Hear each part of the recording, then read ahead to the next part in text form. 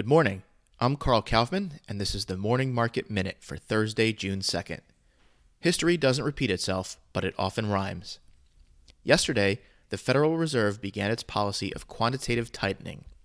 It's a fancy term, but what does it mean and how will it affect you? Quantitative tightening, or QT for short, is how the Fed plans to take money out of the economy to try and slow inflation. The Fed has two levers to slow the economy. It could raise interest rates or reduce its balance sheet. The Fed has a record $9 trillion of assets on its balance sheet, most of it in Treasury bonds and mortgage-backed securities. If you haven't seen or read The Big Short, a mortgage-backed security is a bundle of mortgages packaged together and sold to investors.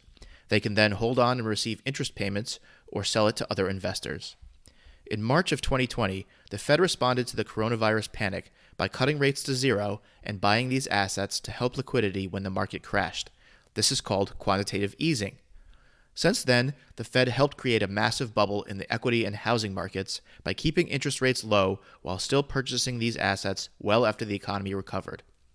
Now it faces the daunting task of switching from QE to QT without causing a recession. The Fed is in the process of hiking rates and stopped buying more assets in March. Until yesterday, it was still reinvesting the proceeds from maturing bonds to maintain its portfolio holding. Now it will allow $30 billion in treasuries and $17.5 billion in mortgage bonds to mature each month without reinvesting. That sounds like a lot, but $47.5 billion is only 0.5% of $9 trillion. This is going to take a while. The problem is no one knows what effect this will have on the economy. History does not provide many clues since the Fed's balance sheet has never been this large and they've never tried to unwind such a massive program. The market has tried to price in some QT, but is mostly pricing in changes in short-term interest rates. The Fed has announced plans to raise rates another 1% over its next two meetings in June and July. The Fed will have to eventually start selling assets to speed up QT, which could have a ripple effect on the economy. If the economy craters and homeowners default on their mortgage payments, mortgage-backed securities will be worth much less. We've seen that movie before.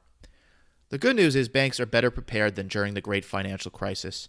Consumer balance sheets are healthy, and more jobs are available than interested workers. Though history may not repeat, knowing that it rhymes can help you prepare so you're not caught unaware. As I've mentioned before, you can play defense within your portfolio. Start buying well-established companies with cash on their balance sheet and a history of raising their dividends. If you hold on to them long enough, you should be able to withstand any more mistakes from the Fed. You may find you're a poet, and you know it. I'm Karl Kaufman, and I hope you have a profitable day.